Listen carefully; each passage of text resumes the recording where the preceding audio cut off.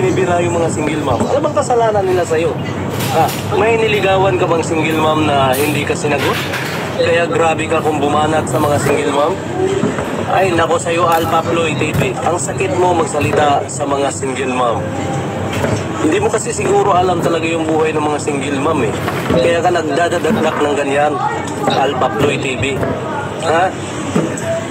Kung sino-sino na lang daw bumibira sa mga single mom, papalit-palit daw ng lalaki. Ano bang pakialam mo kung ganun sila?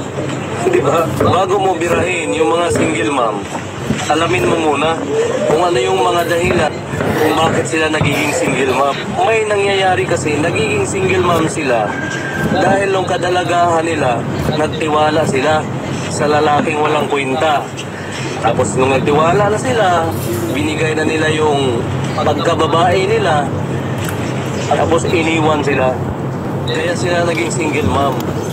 Ang daming pwedeng dahilan kung bakit nagiging single mom ang ibang mga babae dyan. Diba? Ano bang masama sa pagiging single mom? Ang importante dyan, kung naging single mom man sila, hindi nila hinahayaan yung mga anak nila. Pero lahat yan may mga dahilan. Kaya ikaw, Alpha Ploy TV, kung may niligawan ka mang single mom at binasted ka, huwag mo na idamay ang lahat.